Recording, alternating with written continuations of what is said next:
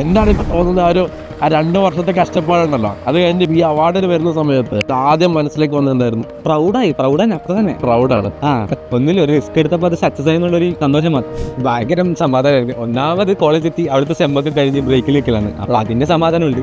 പിന്നെ എന്താ പറയാ, ഇവിടെ കഴിഞ്ഞ് നല്ലൊരു സ്ഥലത്താണ് എത്തിയത്. ക്യാമ്പസ് അടിപൊളിയാണ്. സെറ്റപ്പാണ്. സുറത്തിൽ അറിയാലോ, അത്യാവശ്യം നല്ല ഇൻഫ്രാസ്ട്രക്ചർ ആണ്. ബാക്കി മോശം പറയാനൊന്നുമില്ല, എല്ലാം അടിപൊളിയാണ് സുറത്തിൽ. അപ്പൊ എന്താണ് മക്കളോട് പറയാനുള്ളത്? ഇനി എക്സാം എഴുതാൻ വേണ്ടി പോകുന്ന മക്കളടുത്ത് പറയാനുള്ളത്? നല്ലോണം ഇരുന്ന് പഠിക്കുക, വേറെ ഡിസ്ട്രാക്ഷൻ ഒന്നും പോകേണ്ടിരുന്ന് പഠിക്കുക. അനുപമിനെ സംബന്ധിച്ചിടത്തോളം ഇതൊരു സ്പെഷ്യൽ മൊമെന്റ് ആണ് എന്ന് എനിക്ക് ഉറപ്പാണ്. കാരണം മറ്റു കുട്ടികളൊക്കെ ഒരു തവണ മാത്രമേ സൈലം അവാർഡ്സ് കണ്ടവരുണ്ടായുള്ളൂ. പിന്നീട് അവർ അവാർഡ് ഫംഗ്ഷനിൽ ഗസ്റ്റ് ആയിട്ടായിരിക്കും വന്നത്. പക്ഷേ അനുപം 2 സൈലം അവാർഡ്സ് കണ്ട ആൾക്കാരാണ്. അതായത് അനുപം സൈലത്തിൽ റിപ്പീറ്റർ ആയിരുന്നു അല്ലേ? അതായത് റിപ്പീറ്റ് ചെയ്തു, പക്ഷെ അവൻ്റെതല്ലാത്ത കാരണത്താൽ ചില പ്രത്യേക സാഹചര്യത്തിൽ ഉദ്ദേശിച്ച റാങ്ക് പൊസിഷനിലേക്ക് എത്താൻ വേണ്ടി പറ്റിയിട്ടില്ല. സോ അനുപം ഒന്ന് റിസ്ക് എടുത്തു.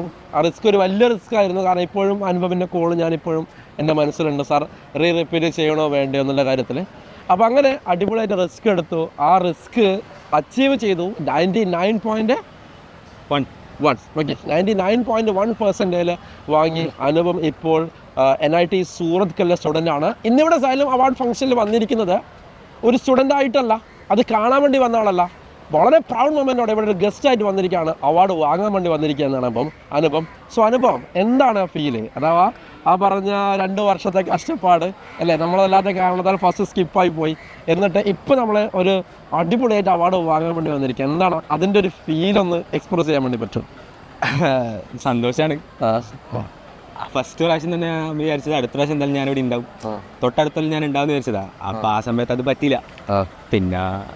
പിന്നെ കുറച്ച് റിസ്ക് എടുത്തു. പിന്നെ ഇപ്പം കുഴപ്പമില്ലാത്ത രീതിയിലായി ഇപ്പം ഇവിടെ വരാൻ പറ്റി. ഹാപ്പി. എന്താണ് ഇപ്പം തോന്നുന്നത്? ആ 2 വർഷത്തെ കഷ്ടപ്പാടുണ്ടല്ലോ, അത് കഴിഞ്ഞ് ഇങ്ങോട്ടേക്ക് ഈ അവാർഡിന് വരുന്ന സമയത്ത് ഫസ്റ്റ് ഇവിടെ വന്ന് നമ്മളെ ഈ അവാർഡ് ഫംഗ്ഷൻ നമ്മൾ കാലിക്കറ്റ് ട്രേഡ് സെൻ്ററൊക്കെ കാണുന്ന സമയത്ത് ആദ്യം മനസ്സിലേക്ക് വന്നിട്ടുണ്ടായിരുന്നു? പ്രൗഡാണ് അത്ര തന്നെ. പ്രൗഡാണ്. ഒന്നിലും ഒരു റിസ്ക് എടുത്തപ്പോൾ അത് സക്സസ് ആയെന്നുള്ളൊരു സന്തോഷം മാത്രം. സന്തോഷമുണ്ട്. അപ്പോൾ എങ്ങനെയുണ്ട്? അതായത് സാധാരണഗതിയിൽ നമ്മൾ കാലിക്കറ്റിലേക്ക് വരുന്നതും അല്ലേ, കാരണം കണ്ണൂരാണ് വീട്.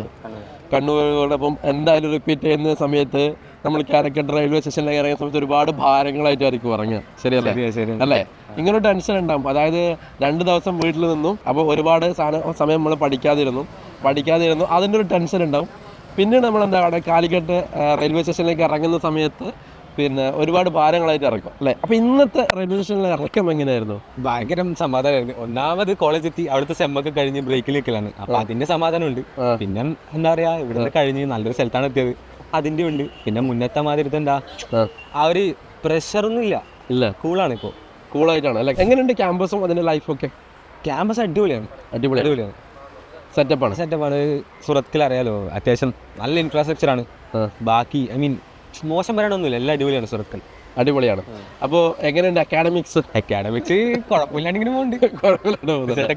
ക്ലാസ്സിലൊക്കെ കയറാറുണ്ടോ? 75 അറ്റൻഡൻസ് ആണല്ലോ, അതിന് വേണ്ടിയിട്ട് കയറും. ബാക്കി ഫുൾ എൻജോയ്മെന്റ്. പിന്നെ കുറച്ച് പഠിച്ചാൽ ഇവിടെ നിന്നുള്ള റിസ്ക് ഒന്നുമില്ല. അവിടെ പോയാൽ നമുക്ക് ജസ്റ്റ് നല്ലൊരു CG മെയിൻറ്റെയിൻ മാത്രം പഠിച്ചാൽ മതി. അതിനങ്ങനെ കഷ്ടപ്പെടേണ്ട ആവശ്യമില്ല എന്ന് എൻ്റെ ഒരു ഇത് അങ്ങനെ എല്ലാവരും പറഞ്ഞ് ചെയ്താക്കണ്ട കേട്ടോ. ഓക്കെ.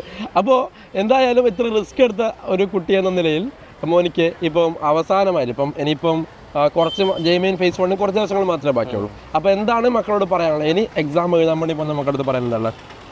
നല്ലോണം ഇരുന്ന് പഠിക്കുക, വേറെ ഡിസ്ട്രാക്ഷൻ ഒന്നും പോകേണ്ടിരുന്ന് പഠിക്കുക. അതോടൊപ്പം തന്നെ ഇപ്പം കുട്ടികൾ ഏറ്റവും ബുദ്ധിമുട്ടാണെന്ന് ഈ പറഞ്ഞ സോഷ്യൽ മീഡിയ മാറ്റി വെക്കാനാണ്. എങ്ങനെയാണ് സോഷ്യൽ മീഡിയ മാറ്റി വെക്കുവാൻ വേണ്ടിയിട്ട് ആ ഒരു ടെക്നിക്ക് എന്തായിരിക്കും? ഒന്നുമില്ല, നമുക്കിനി ഒരു മാസമേ ഉള്ളൂ. ആ ഒരു മാസം കുറച്ചധികം മാറ്റി വെച്ചാൽ പിന്നെ അങ്ങോട്ട് എൻജോയ് ചെയ്യാലോ. Full enjoyment. പഠിത്തവും അതിൻ്റെ കൂടെ മോസ്റ്റ് എൻജോയ്മെന്റ്. പിന്നെ അങ്ങോട്ട് ഇത് ഉപയോഗിക്കല്ലോ. ഒരു മാസത്തേക്ക് നമ്മളെ ഫ്യൂച്ചറിന് വേണ്ടി കുറച്ച് നേരം മാറ്റി വെക്കുന്നതിനെ കൊണ്ട് വലിയ നഷ്ടമൊന്നുമില്ല.